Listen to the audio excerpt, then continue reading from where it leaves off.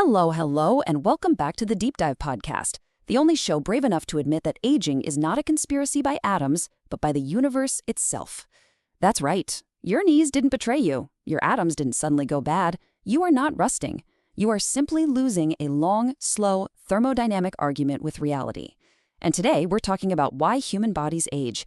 And spoiler alert, it's not because your atoms decay, it's because entropy never sleeps, and it definitely does not care about your skincare routine.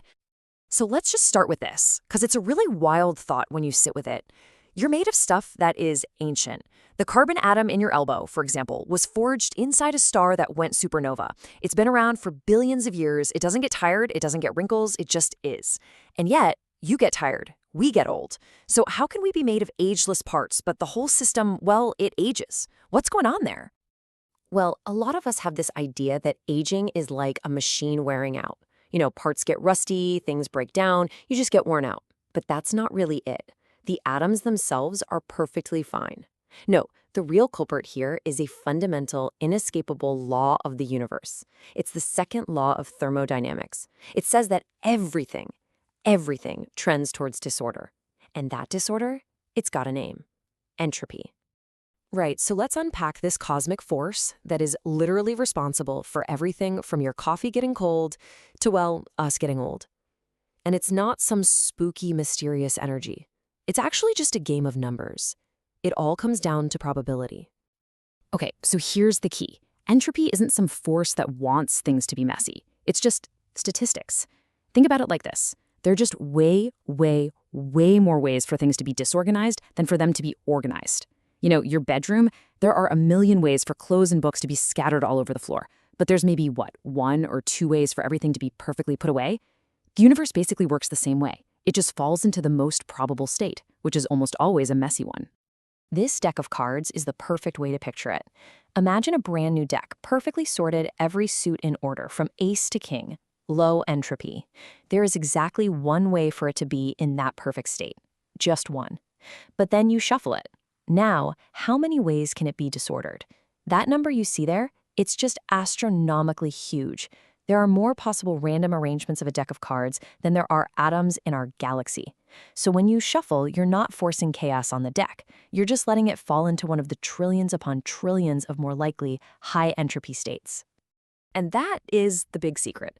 The second law isn't a rule that says you must be messy.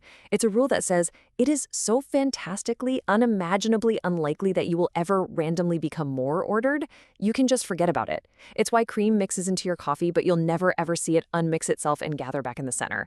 There are just so many more ways for it to be mixed up. So this leads to a pretty obvious question, right? If the whole universe is on a one-way street to Disorderville, how in the world does something as complex and beautifully organized as a human being even exist? How are we possible? The brilliant physicist Erwin Schrödinger absolutely nailed it with this quote. See, we don't defy the law of entropy, we kind of cheat it. We are these little temporary pockets of order, and the way we stay that way is by consuming order from the world around us. We essentially eat negative entropy. Here's how it works. You are an open system, not a closed one. You take in highly organized, low-entropy fuel, think of a salad or an apple, and you use that energy to build and maintain your own incredibly complex structure. But in doing so, you have to release disorganized, high-entropy waste, things like heat and carbon dioxide. So to keep yourself ordered, you have to make the universe around you just a little more disordered. It's like you're paying an entropy tax to exist. It's a brilliant but temporary workaround. All right, let's take a quick pause here before entropy claims yet another decade of your life. If you're enjoying this little explainer, you can perform your own tiny rebellion against cosmic chaos. Go ahead and subscribe, leave us a review, or maybe share this with a friend who always says, "Ugh, science is so depressing." No, it's not. It's just honest. Every follow actually helps keep this podcast just a little more ordered than the universe would prefer. And frankly, that's nothing short of heroic. Okay, now back to our inevitable unraveling. So, okay, we fight back. We eat order to maintain our own order. But it's a battle we are destined to lose. The cost of running this amazing anti-entropy machine that is our body, well, it starts to add up over time. And here is the sheer scale of that fight. Every single day, In every single one of your trillions of cells, your DNA gets damaged around 10,000 times. 10,000 times. That's a constant, relentless barrage from heat, radiation, just chemical accidents. Your body is basically in a state of perpetual repair. Now, those repair systems are incredible, truly amazing, but they are not perfect. And a really good way to understand what's happening is to think about making a photocopy of a photocopy. When you're young, it's like you're making the first few dozen copies. The quality is still really high, you know? A tiny error here, a little smudge there. They're so small you can barely notice them. The repair systems are running at peak efficiency, and the original information of you is still sharp and clear. But fast forward a few decades, after trillions and trillions of cellular repairs and replications, the errors begin to accumulate. The copy of the copy of the copy starts to get fuzzy. The biological signal gets lost in all the static of accumulated damage. And what's worse, the repair systems themselves, which are built using that same degrading information, also start to get less effective. It's this slow, cascading failure. So here's the main takeaway. Aging isn't your atoms rusting or wearing out. It's your body losing the precise information it needs to maintain itself. You're not a machine decaying. You are a complex, beautiful message that is slowly being garbled by static. You're slowly becoming less precisely specified, which honestly explains a lot about my memory after 40. Now, I know what you might be thinking. This all sounds a little grim, a bit depressing, but I honestly think it's the exact opposite. When you understand this, it reframes our entire existence in a really beautiful way. See, entropy isn't the villain of our story. It's the engine of the plot.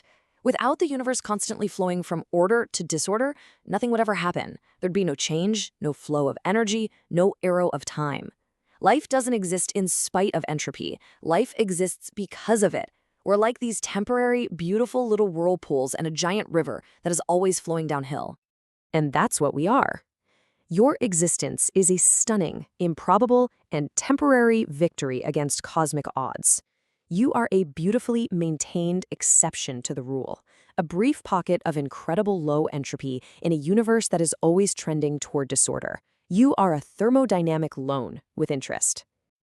And speaking of maintaining order, I have to give a huge, glowing thanks to producer FireflyHaku, the only being capable of reducing entropy by editing my chaotic rambling into something coherent.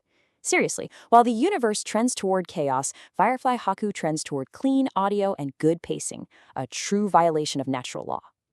So remember, aging isn't your atoms quitting on you, it's just the universe politely but firmly collecting its entropy tax. And thank you for listening, for spending a little of your finite, entropy-leaking time with me. Until next time, eat energy, stay curious, and remember, entropy always wins, but we can still make fun of it on the way out.